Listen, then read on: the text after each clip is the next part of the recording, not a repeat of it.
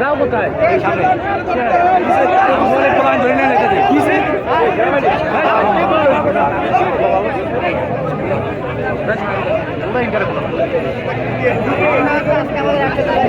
প্রতিষ্ঠা বার্ষিকী ঢাকা কলেজে আমরা শান্তিপূর্ণভাবে আন্দোলন উদযাপন করতেছিলাম। এবার আমাদের বাস যাচ্ছিল, ঠিক আছে, যাওয়ার সময় আজকে আমাদের 3টা বাস ওদেরকে কুচক করে কিছু গাঁজাখোর স্টুডেন্ট তারা হামলা করে। ওইখানে থাকা অবস্থায় আমাদের ভাই ব্রাদার যারা ছিল তাদেরকে আহত করে মাথা ফাটিয়ে দেয়। তো এই মূল কারণটা হচ্ছে এটি। আমরা এখন আমাদের যে সেনাবাহিনী যে প্রতিশ্রুতি দিচ্ছে ওদেরকে আইন আওতা নিয়ে আসবে, তার জন্য আমরা অবস্থান করতেছি। এখন সেটি না হলে আমরা এখন আমাদের যা করার তাই করব। যারা এই ঘটনার সাথে জড়িত আমরা তাদের বিচার চাই ও সুষ্ঠু বিচার চাই, যেন আর ভবিষ্যতে কোনো সময় এরকম গ্যামজাম না হয় সেই আশা ব্যক্ত করতেছি। প্রায় সময় একই একটা ঘটনা আপনারা শেষ পর্যন্ত এখন প্রশাসন কী করে এটা ওইভাবে সুষ্ঠুভাবে মিল করে দেয় কিনা এটা ওনারাই ভালো জানেন। আজকে শেষ হবে নাকি আজকে এটা কি কোন পর্যায়ে যায়?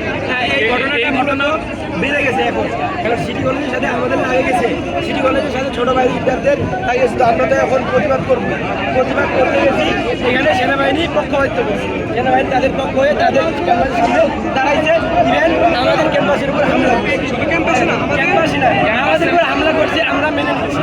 কিন্তু আমাদের পিতামাতা তুল্য আমাদের স্বার্থের উপর হামলা করছে, যা আমরা মেনে নিতে পারছি না। এই জন্য আমরা প্রশাসনকে বলতে চাই, উপদেষ্টাতে বলতে চাই তাদেরকে আইনের আওতায় আনা হোক।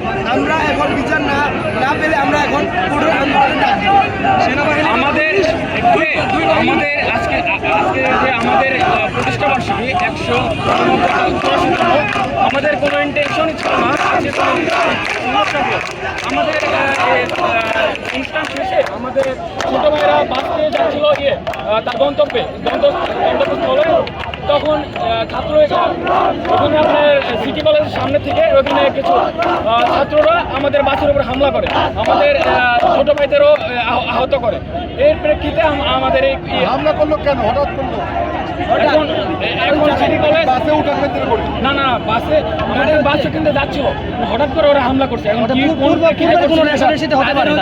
আমাদের ক্যাম্পাসের প্রতি একটা ক্ষোভ, এই জন্য আমাদের বাস তাদের রাস্তায় দেখতে ওরা হামলা করে দিচ্ছে। আগের কাহিনীর জন্য তারা খুব আছে, এই জন্য হামলা করছে আমাদের। এখন আমার কথা হচ্ছে যে সেনাবাহিনী এখানে পক্ষপাতিত্ব করলো কেন? সেনাবাহিনী যখন ছাত্রলীগের আমলে ছিল জুলাই মাসে আমাদের ক্যাম্পাসের উপরে হামলা করার কোনো সাহস পায় নাই। এখানে সেনাবাহিনী আমাদের ক্যাম্পাসের উপরে হামলা করছে, তাহলে তারা কি ছাত্রলীগের চাইতে বেশি কিছু নাকি? আমরা তো মনে করছি তারা আওয়ামী লীগের দোষ, শুধু আওয়ামী লীগের দোষ না, তারা আমাদের উপরে হামলা করতো না, আমাদের ক্যাম্পাসের উপরে হামলা করছে। ছাত্রলীগের ক্যাম্পাসে হামলা করে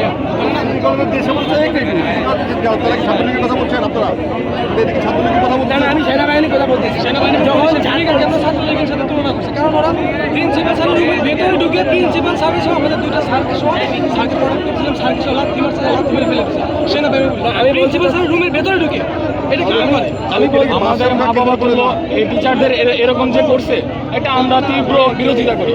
আমাদের শিক্ষকরা আমাদের শ্রদ্ধেয় মহাজন, তাদের সাথে এরকম ব্যবহার আমরা কখনোই কাম্য করি না।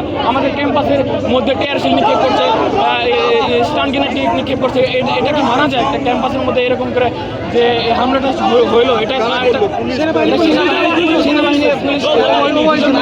নিরাপত্তা না দিয়ে তারা আমাদের উপর হামলা করতেছে, এটা কি প্রশাসনের কাজ? আমার কথা হচ্ছে উপদেষ্টার কাছে আমার একটাই প্রশ্ন, যে তাদের কাজ কি এটা আমাদের উপর হামলা করা? ক্যাম্পাস পর্যন্ত ক্যাম্পাসের ভিতরে হামলা করে সাতটার উপর হামলা করে আক্রমণ করতে পারে। তাহলে কি আপনারা বলতে চাচ্ছেন যে প্রতিষ্ঠা বার্ষিকীকে কেন্দ্র করেই বরাবরই ভাই এরকম হয়ে আসতেছে? এইচএসসি 26 ব্যাচের যখন নবীনবরণ ছিল ভাই, তখন আমাদের ক্যাম্পাসে হামলা চলছে ভাই, এই সিটি কলেজ এবং আইডিয়াল কলেজ থেকে।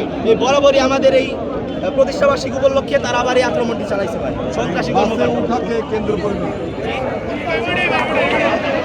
তো